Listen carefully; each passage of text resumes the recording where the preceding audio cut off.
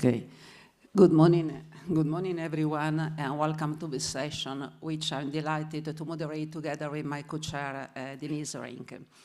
I'd like to introduce this session by sharing a few reflections to better set the scene and clarify its goals. Well, I think we all agree that collaboration between researchers and patients is essential. But it's worth recognizing that this can be structured in different ways, particularly researcher-patient partnership and patient-patient collaboration, meaning collaboration across patient organizations and communities. These approaches bring different strengths, but they also reinforce each other. From an ethical perspective, patients are experts in their own lived experience, and they are directly affected by research decisions. The principle, nothing about us without us, captures this clearly. And this is particularly relevant in researcher-patient collaboration, where patients can help co-shape research priorities and research design. From a practical perspective, from a pragmatical point of view, researcher-patient partnerships can help ensure that research is more relevant and more likely to be applied in real clinical settings. At the same time, they also do something else. They often act as a catalyst bringing people together, creating networks, and enabling exchanges that might not otherwise happen. In parallel, patient-patient collaboration through both peer exchange and collaboration between groups and patient organizations helps identify unmet needs, generate community-based knowledge, and strengthen advocacy. And importantly, all of this feeds back into research. So these two forms of collaborations are closely connected, and both of them are essential to integrating and balancing different perspectives and points of view in order to improve research outcomes. With this in mind, we can focus on today's session because the central question is what makes such collaborations truly effective in practice. How do we build and sustain them over time in a way that creates real impact both for patients and researchers? And this is exactly the focus of today's session, which is designed as a practical learning session based on two real-world examples, two real cases. The first is the Euro Ewing Consortium, and the second one, the Clear Cell Sarcoma collaboration. One is more rooted in researcher-patient partnership, and the other in patient-patient collaboration. The aim today is not only that to share experiences, but to extract practical lessons you can apply in your own work. By the end of the session, we aim to achieve these goals. Identify 3 key elements of active research-patient partnerships, recognize at least one opportunity within your own organization to collaborate with researchers, describe the 2 examples of collaborative approaches, and reflect on how to apply these insights in your advocacy activities. And with this in mind, I'll hand over to my colleague, Denise. Is a little different than the sessions that we had yesterday, in that we're really going to focus it a bit more as a training-focused session where we're going to kind of discuss and showcase some really excellent examples of collaboration that have been really effective and coming from different perspectives. And we really want to focus on kind of practical considerations, shared expectations, and some real-world approaches to building really strong and respectful partnerships in collaboration. And so we're first going to hear from people who have had opportunity to build collaborations, and they're going to share with us their perspectives on doing this and building. And then at the end, in the construct of these learning objectives, we've got some questions and hopefully things that will promote you to be a part of the discussion. You can ask questions, but also we hope it's an opportunity for people to share best practices so that we can all walk away with some pieces to take back that will enhance our own initiatives in our countries and enhance our collaboration. So with that, Ornella? Yeah, I'm very pleased now to invite Professor Sandra Strauss and then Andy Westwood, who will briefly introduce themselves before sharing with us their experience in the Euro Ewing Consortium. Great. Good morning. Thank you so much, Ornella, and thank you to the organisers for inviting me to be here. It's my first SPAGN meeting, apart from one I did online when I looked on my computer about 5-6 years ago. Clearly, this organisation has grown enormously and is making such huge impact in so many different ways, and I'm really honoured to be part of this. So as Ornella said, I'm going to talk to you about the Euro Ewing Consortium today, which was established in November 2013, so nearly 13 years ago now, and that was on the basis of a European grant that was led by my old mentor, Jeremy Whelan. And the idea of the grant was to run clinical trials, but it brought together 21 partners from 9 countries to focus on different aspects of Ewing sarcoma research in addition. When we wrote the initial grant application, there was something in there about patient and public participation. Okay, so we developed a work package on that surrounding this, and Ornella was the SPAGN representative of that, and it really was the first time that this question had arisen about involving patients and the public, as they called it at the time, into research. So it made us sort of sit down and think about it, but now looking at what has made this successful or what has happened, I'd say probably one of the first and foremost things was us meeting and networking. So as part of the European grant, we used to meet every 6 months, mainly in London, but occasionally elsewhere. And it allowed us to build a community together. We were all in this together. We had clinicians, clinical researchers, scientists, adult and pediatric kind of people all together, and patients right from the beginning. So we it felt like we were growing together as a family, but really as a kind of equal partners in a community. And so it became more and more natural as we were analysing the clinical trial results and developing new research that we were all in the same room together, so it became just much more natural, and it became, without a question, is what does everybody in the room think about what we're doing? And so as a consequence, we've evolved. We've now got a multinational patient advocacy group that is fully integrated into all the activities, and I will say completely contributed to its success. When the grant completed in 2019, we had to kind of sit down and think, well, what are we going to do now? We don't have European funding. But I think the community, as we'd been spending all this time together and understanding more, we felt that this was important to keep together. So we developed a mission and an aim in 2020 that is highlighted here, really aiming to improve all outcomes for patients with Ewing sarcoma, but to strengthen, harmonize and optimize collaboration involving all clinician scientists and patient advocates. At that point, we're working across Europe, and we're now sort of slightly beyond that. We felt it was important to kind of have an executive, well, actually, in fact, the first thing is we need to get funding. So I would acknowledge now the Bone Cancer Research Trust and the Ewing Sarcoma Research Trust that funded us and allowed us to fund a project manager, Abby Evans, who some of you know, who's really, I would say, is another linchpin into our success. She really is kind of the heart and soul of the party and keeps everybody together and everything organised. But we set up an executive committee that was representing our community, which was partners, the clinicians, the scientists across Europe, and really with the patient advocates embedded within it.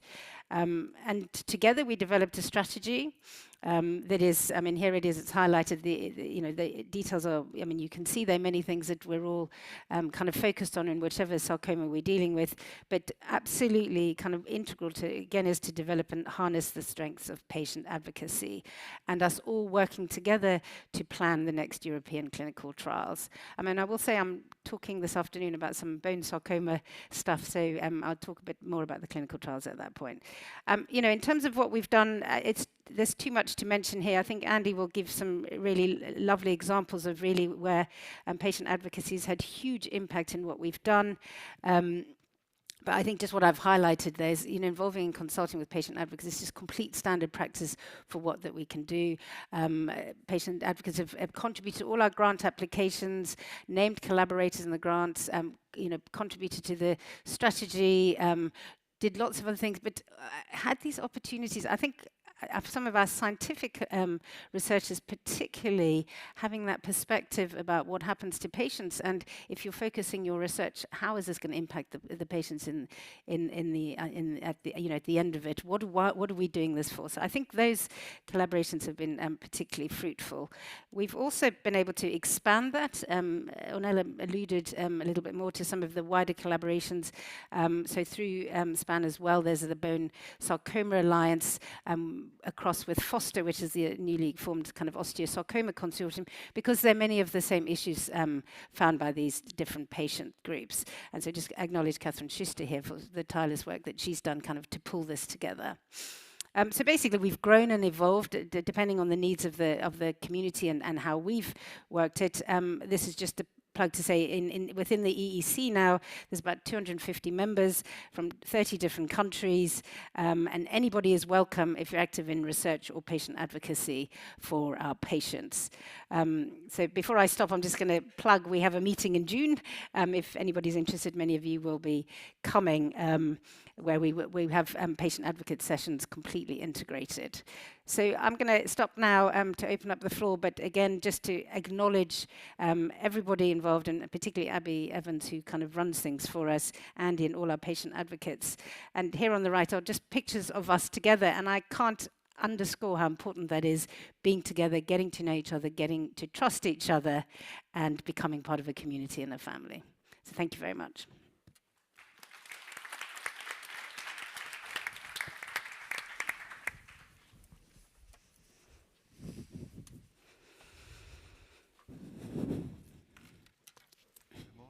Everybody hear me? Yep. Yep. So I'm Andy Westwood, and I'm the one with slightly more hair than today on the right-hand side of the picture there.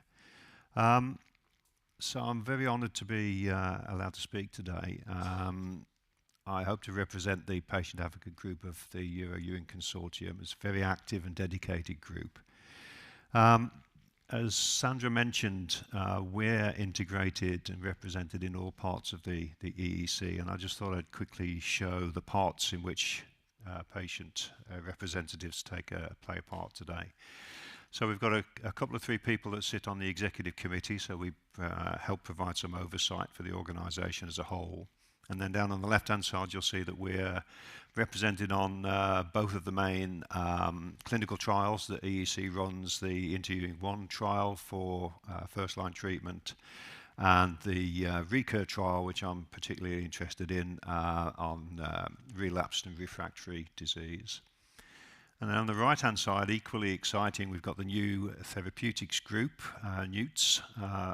Some of you will know Pan Panciarca from Sarcoma Foundation of America. He's a colleague on that group that I also sit on. We've got radiation oncology with a couple of people on that, and surgery with a couple of people on that. Currently not represented on biology, but that's something to talk about. What is this mysterious picture on the left?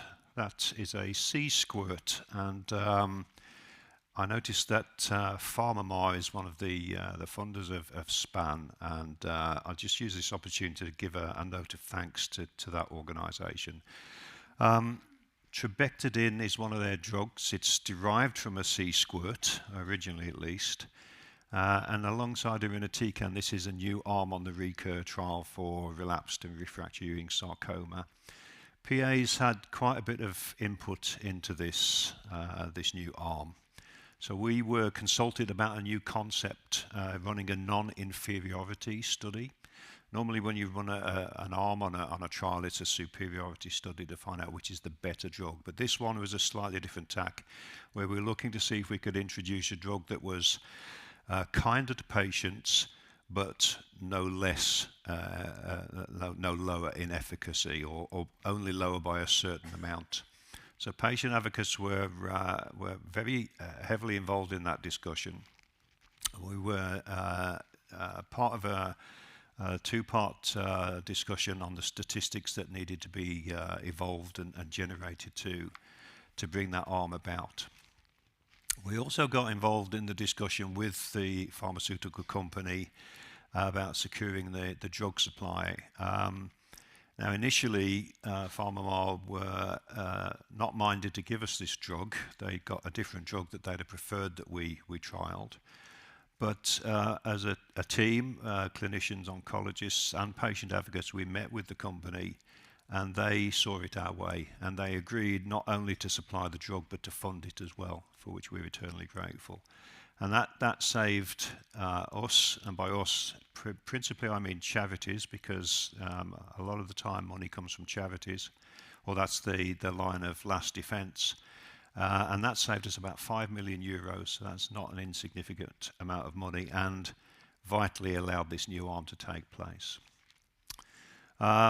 Because there was this discussion going on and there was the design of the trial, we needed to talk with the trial funder about expediting the trial getting into place. And PAs again were involved in that. We wrote to, represented the EEC with the trial funder, and we got the thing pulled forward in the schedule. So we will now be recruiting patients to this new arm in 2026 I like to say, as a direct result of patients being involved.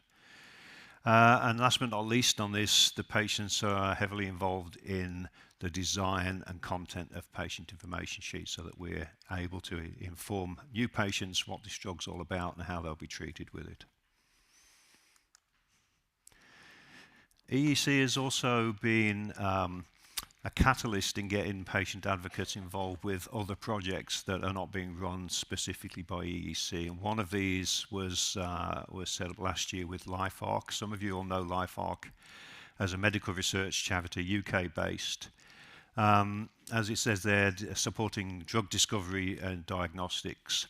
And they, altruistic organisation, they put all of their profits back into advanced biomedical research. So they ran a workshop. They'd recognised that Ewing sarcoma was a disease of significant unmet need and was a priority indication. They ran a workshop that was represented by patient advocates, clinicians and scientists, charitable partners as well. And the patient advocates were given free rein to say what it was that they wanted out of this workshop, what it was that patients want in terms of new drugs and new priorities for Ewing sarcoma. So we wrote a paper. There were 9 of us all together, a number of us from EEC, but from other organisations and charities as well. And we wrote a paper and presented that as the sort of opening gambit really for this workshop. We said we wanted a 5-year improvement in overall survival rates. If you're a refractory Ewing's patient or a relapsed Ewing's patient, you've got a poor prognosis. It's about 20-25% at best. We wanted a 3 times improvement in that. So we set the bar high for improvements. We said that we wanted new agents, we wanted new biomarkers, we wanted genetic profiling introduced as a standard of care. We wanted reduced toxicity and a lower side effect profile in any drug that came through, and we wanted quality of life to be a key part of any study during and after treatment, and that clinical trial access be improved for all patients. And this was listened to and taken on board and formed the basis of the ambitions of that workshop. Another organisation that you may have heard of is the Ewing Sarcoma Institute. This was born out of a charitable foundation in the States, in Texas, a fellow called Rhett Nierberg. And a couple of years ago, he decided to push really hard for a global collaboration in the Ewing's field. So there has been an early collaboration between Ewing Sarcoma Institute and EEC, and a number of the patient advocates that sit on ESI and now EEC patient advocates and vice versa. So very recently we've been involved in a clinical trial consensus project, which Sandra will be happy to tell you a lot more about the technical aspects of. But the aim of that is to develop recommendations for clinical trial design for all relapsed and refractory Ewing sarcoma patients in a global setting, you know, so to iron out the wrinkles, the differences between how clinical trials are put together globally. 3 working groups have been established, as you'll see there: data collection and trial eligibility, response assessment and tumour response evaluation, and one that I sit on, which is very, very interesting, although a little technical, trial design and the definition of a positive trial. Again, patient advocates are well represented on each group. We have at least 2 members of the patient advocate team on each of these groups. We attend all of the meetings. We get specific regular PA debriefs so that we can be told what's going on in lay language and we can ask experts. We put together an endpoint reference document in lay language so that all of the PAs could to understand what was going on. As I say, these can be very technical discussions. We also were asked to take part in a Delphi survey that was aimed at clinicians, but brought on board the views of advocates as well. And again, we will help to write lay sections of published documents that come out of this collaboration project. One of the other things that we're doing with ESI, which is very much more patient focus, is setting up a patient support service. At the moment, that's fledgling in the States, but through EEC and with collaboration with BCRT, you heard from yesterday, advocates are central in setting up this new service. So we've already had a liaison session with BCRT to share information and ideas. It will initially be US based, but aims to be a global service open to anybody with Ewing sarcoma. It'll provide links to other partner organizations, hopefully many of your organizations, offering one-to-one help for anybody with that's been affected by Ewing's, and giving access or pointing, signposting to clinical trials in your region and area. And I won't go through all of this, but I'll just leave this up for a second. I'm often asked whether patient advocacy is a tick box exercise. And when I first got involved in this sort of 10 years ago, I might have answered yes, in that it was maybe something that was a feel-good thing for researchers, but we weren't perhaps listened to quite as much as we'd like to be. Now I think it's a tick in a different sense, in that advocates, certainly in my experience with the EEC, feel that they are valued, feel that they're part of a community, feel that what they've got to say is listened to. So yes, it's a tick box exercise, but we get a tick in the right boxes now. Thank you very much.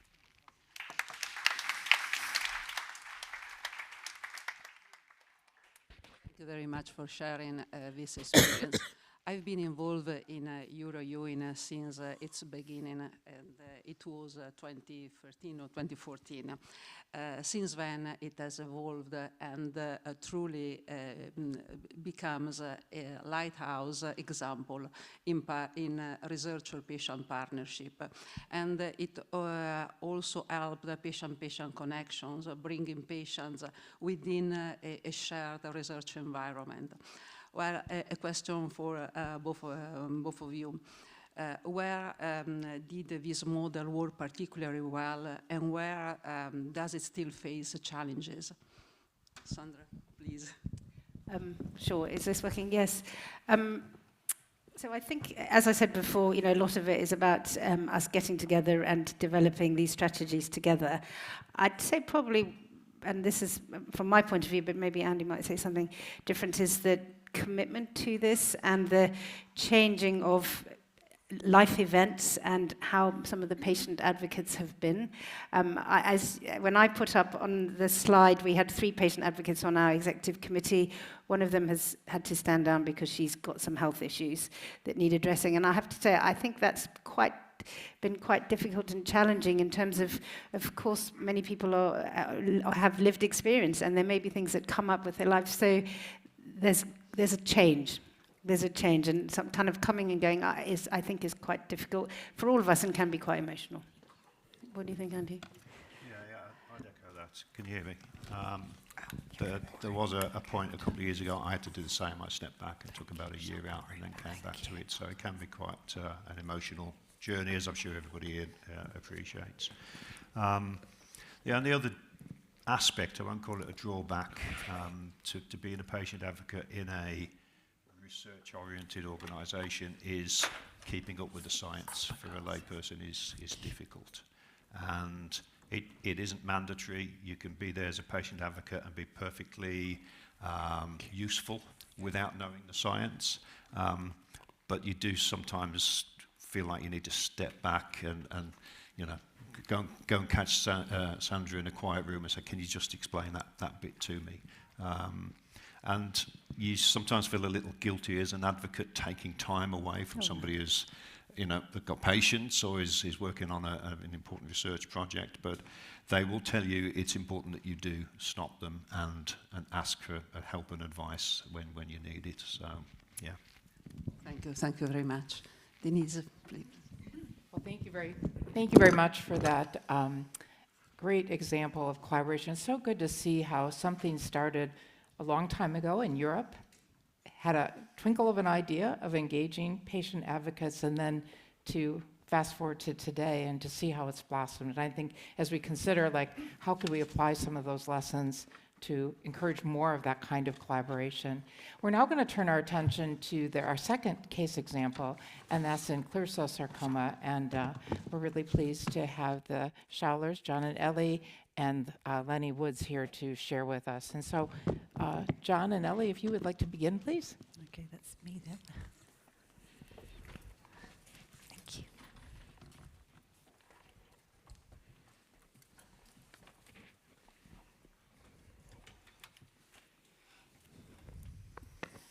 I can't see anybody now. I can only see my notes. Well, good morning, everybody. I'm so sorry John and I were late. We were just disorganised. I'd just like to say how surprised I am to find myself standing in front of you, not the least bit intimidated, because we've only recently become associate members of SPAGN, so I thought they were just coming here to listen and learn, and here I am. Anyway, my name's Ellie Schowler, and I'm here with my husband John, just along there, and we set up the Edward Schowler Foundation in 2018 in memory of our youngest son, Edward, who you can see on some of those photographs there.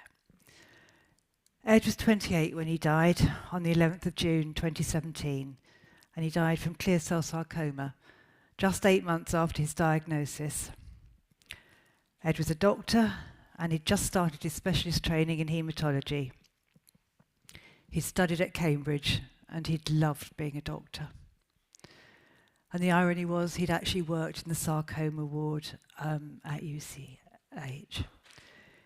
Initially, after deciding to start a foundation, we focused on fundraising and not at all sure what direction we were going to take. But Ed was passionate about doctor-patient communication, so that was one path we pursued. But of course, we wanted to find some research or someone interested in researching clear cell sarcoma. And being such a rare sarcoma, as you well know, that's not an easy thing to do.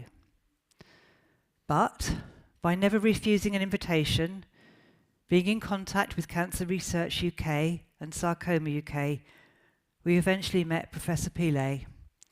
And as they say, the rest is history. Well, it has to be, because I've only got 4 minutes, and John will talk about the rest in a little while. The number of patients or their families we initially encountered with the foundation was small. due to it being a rare sarcoma. We try to make ourselves better known by contacting all the sarcoma centres in the UK and providing details of our foundation and asking patients to contact us. We had a website, a Facebook page and an Instagram page. Slowly, we've met more and more patients and sometimes bereaved families. Many have so kindly made supreme efforts to help raise money to help support the research programme, which we now fund at University College London. We've always had a close relationship with patients that contact us. Small numbers allow this to be possible. We also refer them on to clinicians or researchers if they have any questions. So thank you, Sandra, when you help us out there. In the last 18 months or so, it became apparent that there was more of a need for a formal support and advocacy system for various reasons. John almost probably enlarged on for me. So in the light of this, we've recently set up a WhatsApp support group, which I'm really happy to say seems to work really well. I was a bit anxious about it at first, but no, it's been good. Patients or family members of patients, for example, we've got mums of younger boys, and they all frequently post on the group. And what is lovely to see, or one of the other patients being able to post when things aren't going so well, and the rest of the group just responding in a really supportive way. Not so long ago, I was contacted by a young woman, aged 22. She had a 2.5-year-old son, was 26 weeks pregnant, and had just been diagnosed with clear cell sarcoma. Can you think of a worse nightmare? Her email contained several references to her feeling terrified and that she felt so alone. I was able to go back to her and reassure her that she was not alone anymore, and I put her in touch with a WhatsApp group, and they just gathered round her in a truly supportive way. Yeah, I think it really helped. And actually, you'll be pleased to know that yesterday she delivered a baby girl by C-section because she needs to have it a little bit early, and the baby's doing very well, and it weighed 3 pounds 13 ounces, which it's not that tiny really. Also, some members of the group have established close supportive friendships, which is just great. In addition, we're going to hold Zoom meetings when the whole group can come together, some of which will have a speaker on a relevant subject, something scientific, inspirational, or about self-care. And I'd like to say that I've been helped along this path by members of the team at Sarcoma UK. So, Carly and Sam, if you're here, thank you so much. One thing I'd like to mention, of course, is that patients and their families, above anything, want a cure, or at the very least, an effective treatment, and they want it quickly. But of course, any breakthrough will come too late for most of the patients we're in touch with. And this is a difficult and challenging aspect of running a sarcoma foundation. Research operates on longer timelines, and many of the patients and families that work so hard to raise funds will not benefit from the outcome of the research. But hopefully those patients diagnosed in the future will. And lastly, just maybe to refer a little bit back to the brief I'd like to just say that along our way, on our journey, we've met and collaborated and been helped by lots and lots of people. Some of those are Sarcoma UK, Cancer Research UK, Alice's Art, the Prince's Trust, and Chance to Send. And some of those we've helped a little bit, and they've done a lot to help us. We've been learning and exchanging ideas and information with these charities. And in the future, we're hoping to form more of an alliance with the Clear Cell Sarcoma Foundation in America. In fact, Lenny very kindly has offered to advertise on her Facebook page to help us collect more patients to bring in their samples, ones that contact her that are from the UK, Ireland and Europe. And though we very much realise there can be problems and difficulties in crossing boundaries with different healthcare systems, etc., it's up to us to help navigate these for the patients. And after that, I'll pass over to my husband. Thank you.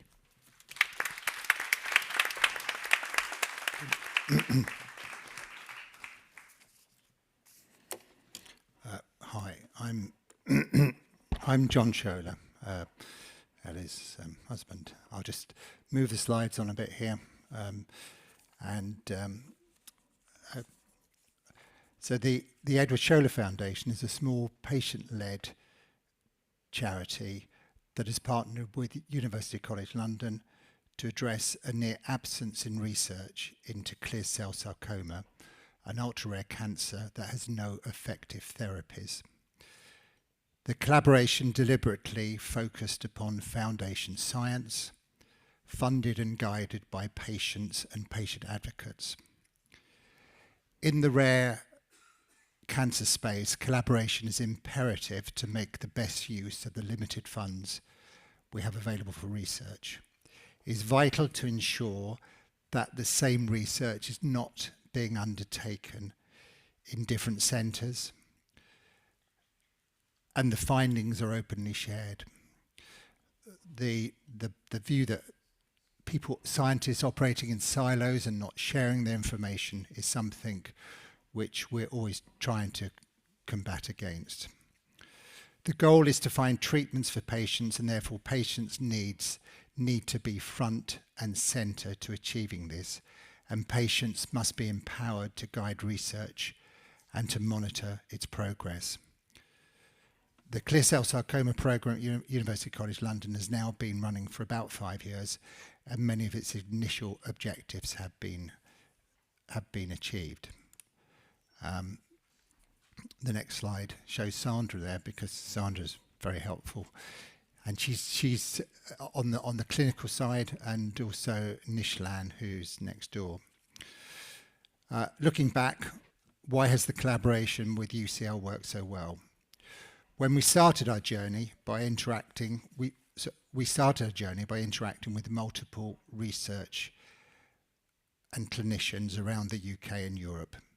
And our decision to partner with UCL was based not just on the content of the proposed project, but on the working relationship with the scientific lead, Professor Nishlan Pillay. Nish was open, communicative, proactive and flexible. We also shared a vision to commit to long-term goal rather than just a scientific project, which is what has enabled the programme to evolve into a much bigger and collaboration with momentum behind it. UCL has a department that deals with all the business side of the relationship, and our philanthropic manager, Boaz Walker, has been involved from the start and is a fully embedded member of the team, and has made the financial, organisational and logistic elements of the project work like clockwork. Collaboration is central to the whole programme, and at the outset it was agreed that the data generated would be posted so that it's available on platforms that are freely accessible by scientists internationally and can ultimately be taken forward by others. Our main guiding principle has always been that wherever possible we must our support has to make a difference. Coming out of the programme, papers and posters have been presented at the excellent Fortress Sarcoma meeting, and posters were presented at CETOS and numerous other events. This has raised awareness of the work being undertaken and has attracted interest from like-minded scientists and clinicians. Last September, we jointly held an international workshop on clear cell sarcoma. The first day was for patients and the second day for scientists and clinicians, mainly from the UK and Europe, but also from the US. Both days were amazing, and the patient day fed into the scientific day. That's a photograph taken of the second day. Out of the workshop has come a roadmap for future clear cell sarcoma research, and the focus has been upon targeting areas of weakness that have been identified by early research into the tumours. The work will be undertaken in multiple centres in Europe, but we are happy to collaborate with labs in the US, Japan, China, or indeed anywhere that is seeking to achieve our common goal, an effective treatment. I think we'd also like to thank Sebastian Bauer from the West German Cancer Centre and Priya Chaudhary from the Heidelberg, from the German Cancer Center at Heidelberg for their unstinting support in what we've achieved so far. I suppose only recently we've looked to attract outside funders and to supercharge the program. And this has involved setting up patient advisory panel to help formulate research goals and to monitor progress. Collaboration with Lenny and the Clear Cell Sarcoma Foundation is central to our mission. Lenny is an amazing advocate for clear cell sarcoma patients, and like Karen Arnott in the front row there from Germany, we share our aims to find a cure for this disease. The Edward Scholler Foundation, the UCL case, shows that effective partnerships are built less on scale and more on intent. Clarity of purpose, respect for roles, and commitment to something bigger than any one project. These are transferable principles regardless of the disease or organizational size. Thank you.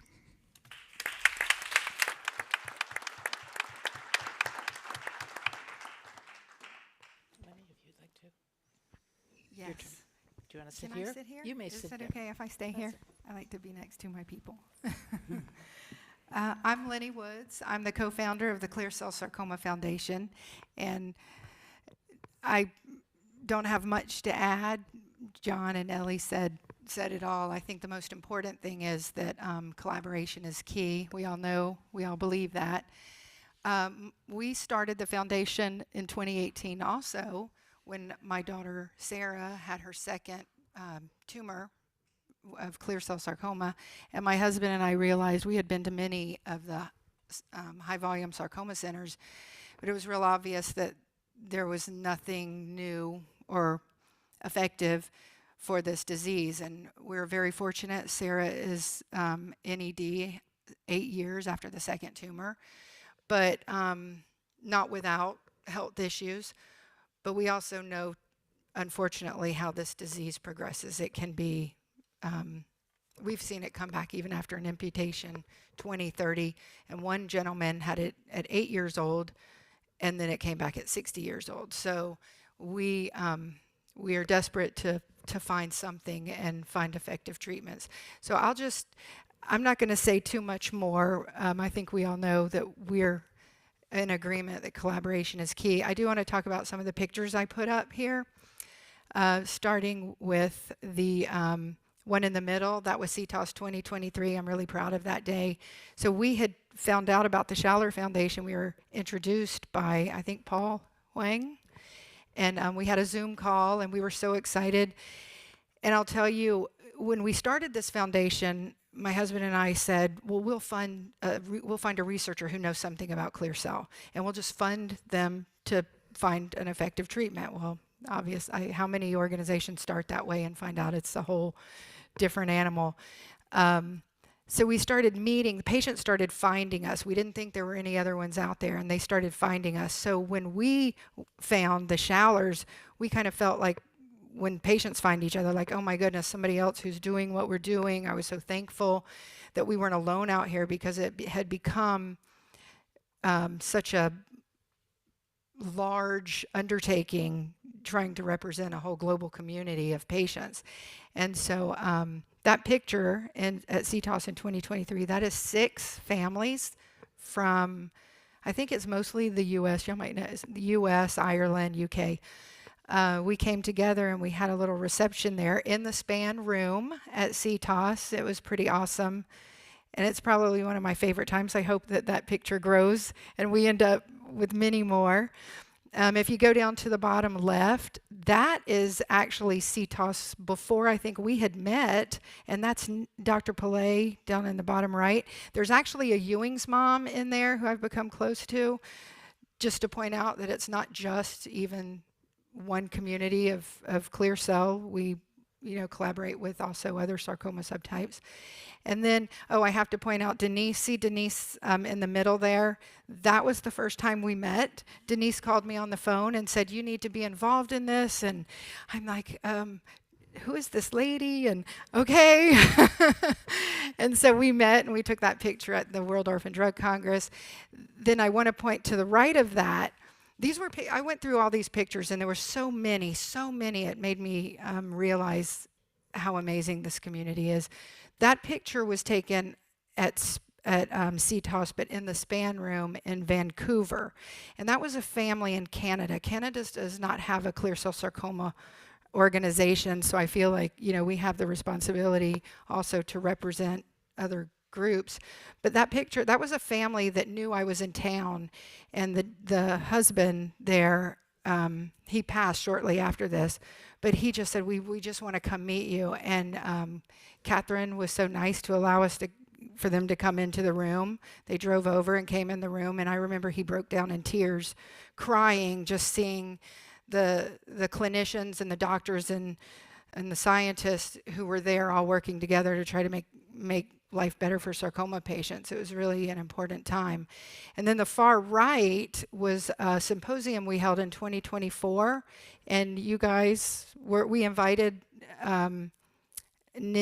Pillay and the Schallers to join in, and they were able to join in by Zoom. We had some US doctors there. We brought patients together talking about the effects of the current treatments being given, you know, and the great need. I don't have to, everybody knows we have a great need for some effective treatments. And then lastly, I want to, the picture above, I think it's really important for me to recognize those two ladies right there. That's Kristen on the left, and the woman on the right is Carolina.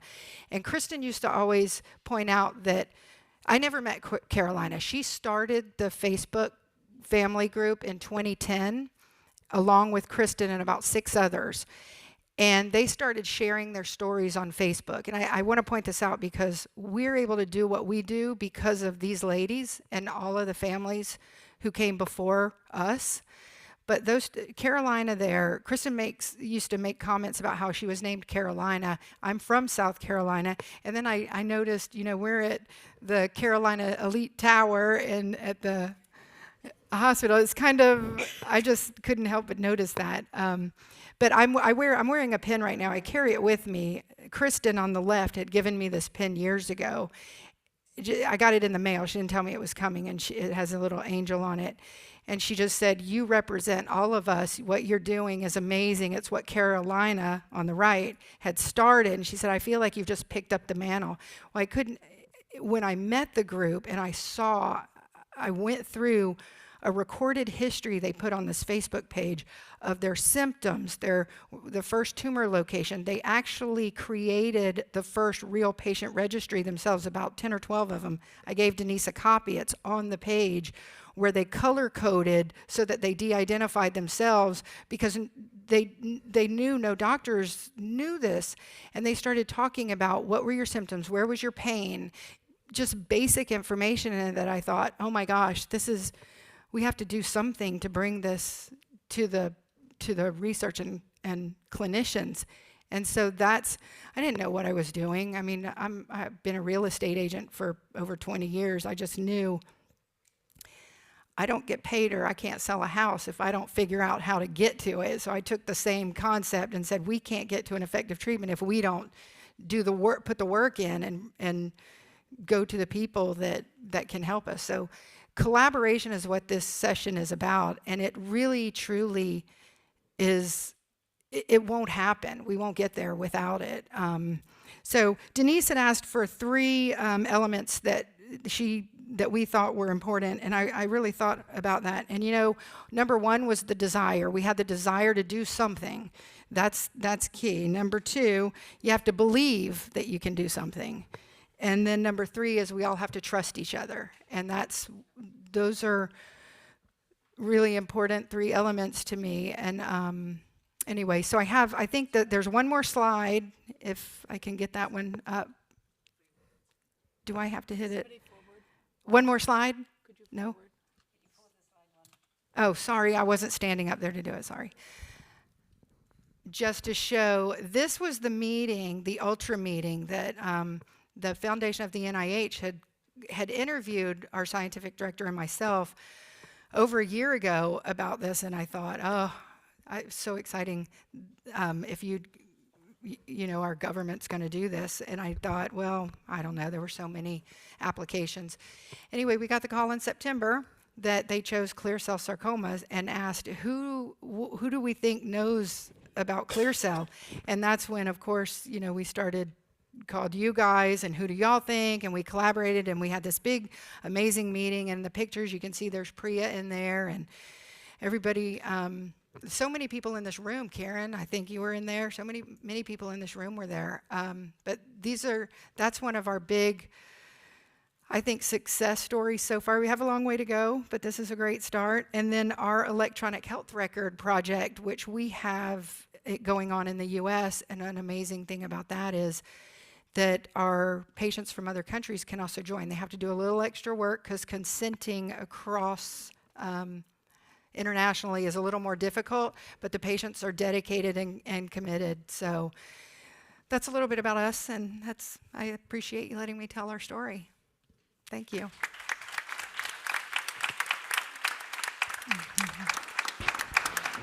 Sandra, I know that you were involved as well, and I know we were kind of focusing on the collaboration amongst the two groups, but are there any comments or remarks that you want to add? No, I'm just sort of writing down a few words just as they've been said, because the themes are the same, aren't they? It's having the desire or the intent, as you said, and the other words are the respect and the trust. Mm-hmm. And I think really we're all in this with the same issues and the same challenges, and we're only going to make a difference if we work together. I think that's the theme that comes through the collaboration aspect of it. I think these organizations have all started from different points, but actually that doesn't matter because we've got different perspectives, and joining forces is always going to be stronger. So I would absolutely advocate that even if things are not completely aligned, it doesn't mean you shouldn't try and join the forces, mm-hmm. because there will be, everything will be much more efficient and will have much more impact than if you're trying to do it alone. I think the more people you can find to work together, and I think that's a really lovely example between Lenny and the Shallows. I mean, it's like you just say, it's almost like meeting a member of your family or something, and actually probably that's what it is. It becomes a bit of a family, doesn't it? And then you get more people in and kind of increase the strength that way. Mm-hmm. Thank you very much. And Lenny, you have already answered the question of what you think is kind of most important for collaboration. And thank you. And I wanted to give John and Ellie a chance to tell us, as you think about, and what advice you might offer to people, things to really consider, what's really key to being successful in forging a collaboration like this with the Clear Cell Sarcoma Foundation in the US and your group. Goodness me. Do you want to... let me speak. I think it's meeting and being aware of what somebody else is doing, and I think that's the most amazing thing. And at the workshop, we also met Karen from Germany, who's doing the same thing in Germany, and it's amazing that you meet people. When we spoke to Lenny previously, a couple of weeks ago on Zoom, you were saying, wouldn't it be amazing if you had these groups in different countries? There was one in Australia, there's one in South Africa, there's one in Canada, there's one wherever the need is there, so people come together. And coming together in an organization like this, which is international, is something which is just great, and that's how it should work. And I think that's how the collaboration should work. I also think actually meeting in person. Turn on her mic. Like meetings like this, you actually get to meet in person. It has more meaning for me than actually just a Zoom meeting. So I think that's really valuable to be able to come to something like this. Awesome, thank you. Ornella? Just a consideration. If the central question we started with was what makes such collaborations truly effective in practice, I think the answer lies in building an ecosystem where researcher partnership and patient collaboration reinforce each other with mutual, respectful, and trust. Just a consideration. Yeah, well, thank you. Could you put up the very last slide, please? Oh. Yeah. The one that is at the end of Ornella's presentation. Will you go back? There you go. So as we mentioned in the beginning, and I know that our time is running just a bit short, but we really do want to take some time to have an opportunity for all of you to engage. I know this maybe isn't the easiest room, the way we're all seated, but we have some microphones, and we'll ask you to use those to maybe share some ideas, and if you have questions of the group. But as we think about the objectives, as Ornella read through, if you kind of think about the first objective around key elements, kind of looking across both of the cases, what would you identify as the three most important elements of effective research patient partnership? And as you think about in your own collaborations, maybe there are some great examples that you might be able to share with us. From a personal opportunity, where in your own organization do you see a realistic opportunity to strengthen collaboration with researchers? And what's really transferable from our discussion today across both cases? Can we identify two concrete examples of collaboration that could be adapted in your own context and in your own group? And lastly, as you think about your own work and applying what you're hearing here today, what's one insight from today that you could apply immediately when you go back home? And what is one thing that you might reconsider or change? So with that as a backdrop, is there anyone who'd like to kind of share experience? Anyone with questions that they'd like to ask of these people who have had amazing opportunities and success at collaborating? Okay, in the meantime. So I can share something. Well, John kind of mentioned, so we were talking about tissue collection. When we first started the organization, again, I thought we were going to just give some money to a scientist and all this work was going to happen, but we didn't have cell lines and the things to do the research, and you don't understand that when you don't come from this world of research. So we were fortunate in the US to get named on a DoD grant to do tissue collection, which is hard to do, surgical tissue, because you've got to catch rare patients before surgery. But you guys were also doing something. And I remember, so Jane was in the Facebook page, and she mentioned in the page that she knew that her hand, she had an amputation, was going to be donated, but I guess I didn't know, nobody knew at the time it was something you guys were working on. And then you contacted because you knew, I knew of her, and oh my goodness, how excited she was to find out there was somebody close, which goes back to saying we need more organizations and we need to all work together, because while we feel this weight to represent, like especially our Canadian neighbors who don't have an organization, in Australia and all these others, but collaborating about the tissue collection, I think, was a big example. And then when we met here and we're talking about all that, what you're doing in the collection, well, it makes such sense.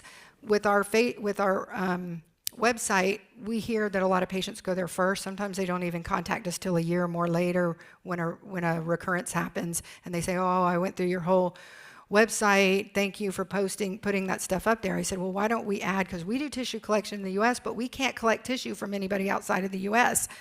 So that is a great example of how we can work together.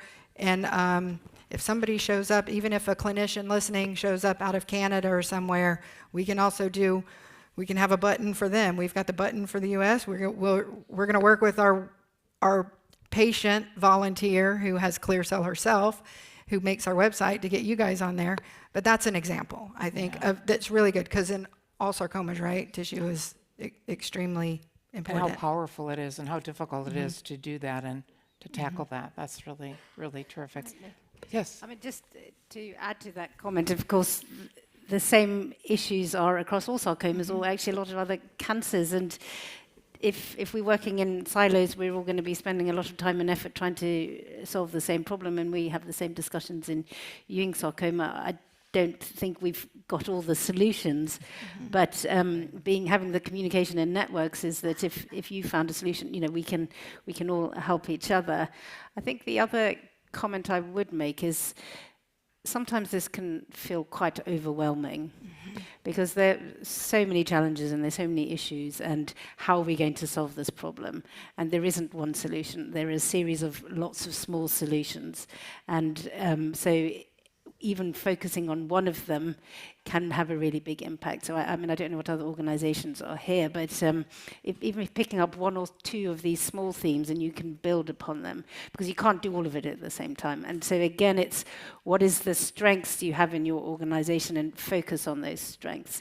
I mean, we've been doing a piece of work, and in fact with the Ewing Sarcoma Institute, with the patient advocates, and what backgrounds people come from, and how can you leverage some of the skills that can be applied to different situations. And actually I thought, what an amazing thought, and we hadn't thought about it that way. So yeah, there's lots of different perspectives and lots of ways to contribute, and it doesn't have to only be in one way. I think that we're all learning as patient advocates and patients how to work with researchers. And I wonder, Sandra, can you give us an example of an engagement with patients and patient advocates where you say, wow, that was really helpful? Because I think also sometimes we work with clinicians and researchers and they're not sure how we can help. And so if you can think of what would be a really, because you've named a number of ways that we can be involved, but I was just thinking if there was an example that was top of mind for you. Well, I mean, Andy's talked about quite a number of really concrete examples of where we have an issue. And, in this particular example were clinical trials. We all want to run the same clinical trial, and there are obstacles being thrown at you at multiple time points. And so we're sitting in a room and saying, well, how do we kind of get to the next step? How do we get across that line? And in fact, in all of those situations, it was all of us in the room saying, well, how can we contribute in different ways? So I think, Andy's examples were brilliant, but it's about who's got the best skills to be able to deal with this problem. And having the patient voice is, unbelievably helpful in terms of getting the message across. I mean, it doesn't matter how much we can say, well, this is a good idea or whatever, but if you've got someone with lived experience, and for Ewing's we have very toxic treatment and it's not good enough, whatever, and there are no clinical trials, and I mean, just having the pharma companies and the regulators and the funders just hear from it. You cannot believe how important that can be, and not enough opportunities are given to hear the patient voice, I think, in those forums. Yeah, can I add something to that? And Andy, can you say something about the time that you felt particularly like, wow, that was great to be at the table? I think, I've just listened to what Sandra said there, and every word resounds, but I can think of one particular instance when we were talking about adding this new arm on recur. And Ewing sarcoma is a heterogeneous disease. No two tumours are the same. No two patients are the same. And we sat with a group of patient advocates, which was a mixture of people who'd had Ewing's and parents of people who had Ewing's. And we were talking about adding this new drug arm. And it became quickly quite apparent that the patients had got a different viewpoint to the parents.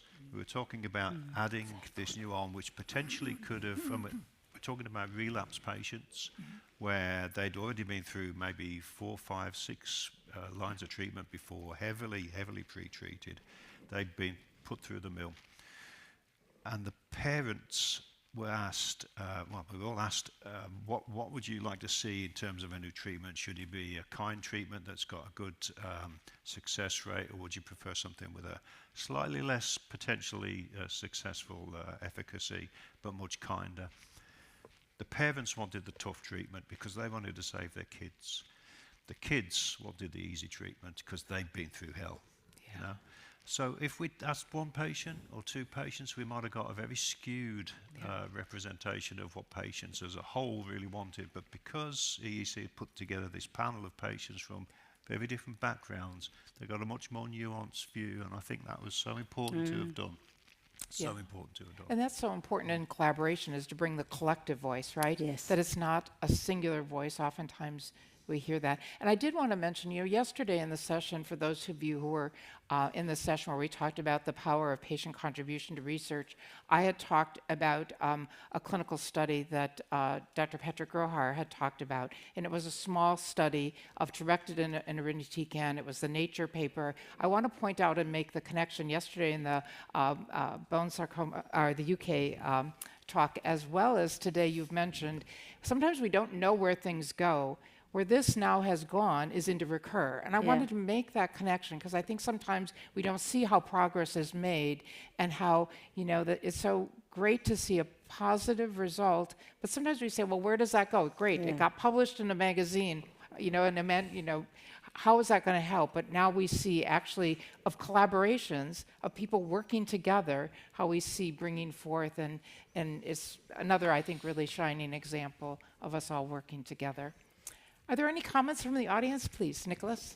Yes. That was a gentleman, Nicholas. Thank you so much. This is so interesting and encouraging to follow your discussion. I want to be a bit self-critical and then also ask a question to Andy in particular. And that is, and that comes down to siloing and competition, which is a common theme actually required by funding agencies, publication, publishers. So you're supposed to compete with the best ideas and the most original and novel idea. And you need to show that, and in order to publish, you need to publish first, so there is an incentive not to share, etc., etc. And that becomes, of course, an issue if you deal with rare diseases, etc. So collaboration, as we all agree, is key, but there are structural obstacles to that, and I just wonder how to best get around those. And I mean, one answer to that is, of course, okay, well, just collaborate with the best and collaborate with friends so that you can do something together, and you probably can do it faster, etc. But of course, there are different ideas, a limited number of minds, so you also have to convince people that they think, okay, this is interesting, let's work on this together. So that was just a reflection. But what I want, a bit provocative question maybe to Andy, and that is, given the great impact that the Euro Ewing Consortium has had, I just wonder what was the patient advocate's perspective when it in the end turned out that the current phase 3 trials, upfront trials, that we within the consortium have two, I wouldn't say competing, but two different clinical trials. So what was, we've discussed it among the professionals a lot, but what's your take on that? Frustration. Yeah. I mean, when these clinical trials, we're talking about Inter-Ewing 1 and Euro Ewing, the frontline trials. I perhaps didn't understand the landscape quite as well when these trials were being put together 2 or 3 years ago, to have felt able to comment. If it was today, I think I'd be asking some silly questions. By the way, my advice to any patient advocate is there's no such thing as a silly question. Ask the silly questions. It's my standard phrase now to prelude any question that I ask to Sandra. It might be a silly question, but and I think had I had my time again, I might have been asking those questions. Why can't we get over these barriers? Why? I think it was ethics committee approval that was one of the major things that was at the time difficult. And maybe some of these things aren't surmountable, but maybe they are with a push, maybe just a little extra push. And I think advocates and advocate groups can help with that push. We're representing more on ethics boards than we used to be. We're there in every part of these processes and procedures.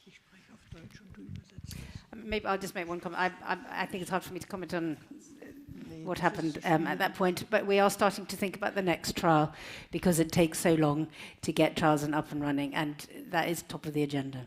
So absolutely, it is a very important One of the, we talked about the initiative with the Ewing Sarcoma Institute with the clinical trials collaboration. That is front and centre what this is all about. You know, let's not all be running around in our own little circles. Let's work to common procedures, common standards, working together. We must have heard the word collaboration 1,000 times since this meeting started. Yeah. This is actually collaboration in practice, so more of that, I think, will get us where we need to be. Please, go ahead. I would say a little in English and you translate, please.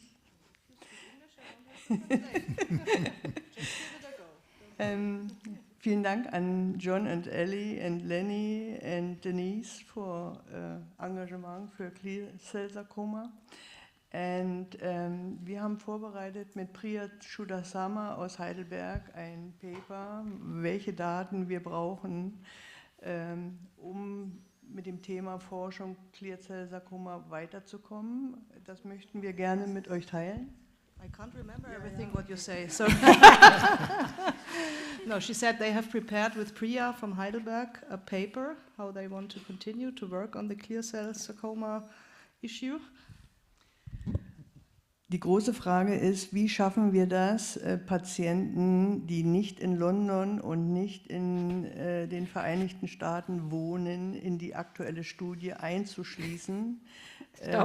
Für diese seltene Erkrankung genügend Patienten zu finden, ist eine Herausforderung und da müssen wir alle zusammenarbeiten und alle Ideen sammeln.